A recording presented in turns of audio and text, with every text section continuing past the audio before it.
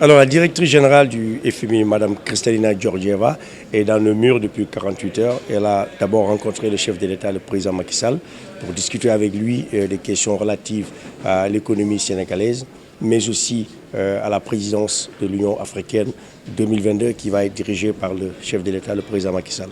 Par ailleurs, elle a rencontré la Banque centrale, mais aussi eu un entretien avec les ministres des Finances de la zone UEMOA par visioconférence. Et ce matin, elle nous a gratifié de sa présence au cours de 3 heures pour discuter avec les jeunes et femmes entrepreneurs avec qui nous travaillons. Par exemple, à ma gauche, Mme Sophie Zingassi, qui est la promotrice du Dakar Design Hub, Aziz Yerima de Pays Dunia, Babacar Lo de PAPS, Dikossi de Dictaf, et j'en passe, et d'autres entrepreneurs qui sont venus présenter à elles leur technologie, leur programme dans l'économie numérique, l'économie verte, mais aussi l'artisanat, le design, plusieurs segments et secteurs qui ont été abordés à bâton rompu avec la directrice générale du FMI qui a éprouvé un grand plaisir à échanger avec ces jeunes et femmes entrepreneurs qui sont en train de faire l'économie sénégalaise du futur.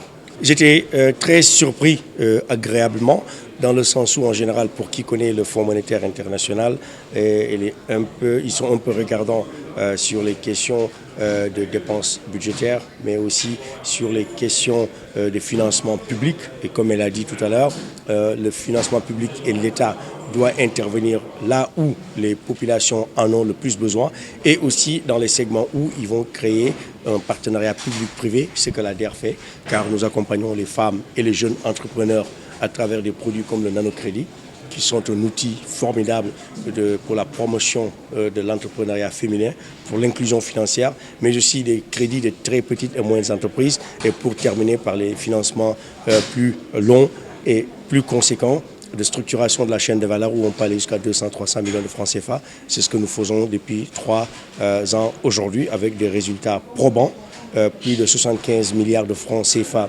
décaissés, véritablement au profit de centaines, de dizaines de milliers d'entrepreneurs, majoritairement femmes, plus de 60%.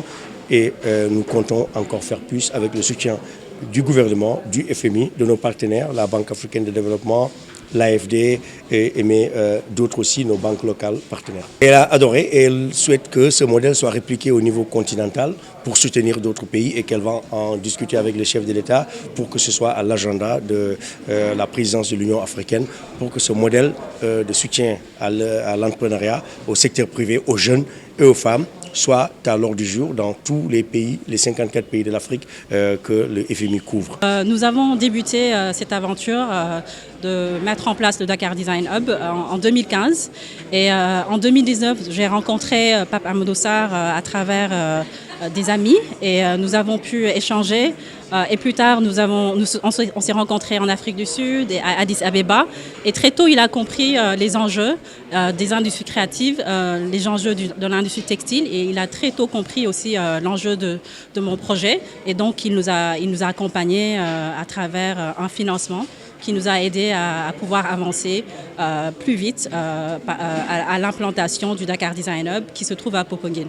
Alors, je pense qu'aujourd'hui, tout ce qui a été dit, c'était important, mais je retiens aussi l'autonomisation des femmes dans les secteurs de l'artisanat, du textile et du design. Aujourd'hui, au Sénégal, on consomme des habits comme pas possible. Donc je trouve que c'est important qu'on puisse donner vraiment un tremplin à ce secteur-là, qu'on lui donne, qu'on puisse industrialiser le textile sénégalais, qu'on puisse porter nos propres tissus, qu'on puisse les faire ici au Sénégal. Donc je pense que c'est cet appel-là qu'on lance, qu'on puisse vraiment industrialiser le secteur de l'artisanat et de la mode au Sénégal.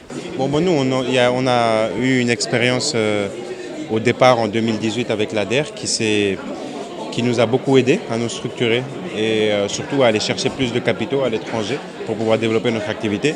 Aujourd'hui, l'ADER fait beaucoup de lobby autour des entrepreneurs et pour les entrepreneurs. Donc ce matin, on était là avec la directrice du FMI. C'était très intéressant, c'est un moment historique pour moi.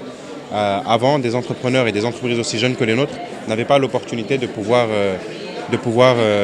s'asseoir avec le FMI comme ça. Donc c'est une super opportunité. Je suis très content d'avoir eu cette possibilité-là grâce à la DER. Bon, je pense que l'entrepreneuriat est une solution pour la croissance. Je pense que l'entrepreneuriat, c'est une solution pour l'emploi. Je pense que ce n'est pas une bouée de sauvetage. Je ne pense pas qu'on choisit de faire de l'entrepreneuriat pour être sauvé. Je pense qu'on essaie de résoudre des problèmes et on se lance dans l'entrepreneuriat, tout comme on aurait pu se lancer dans d'autres carrières.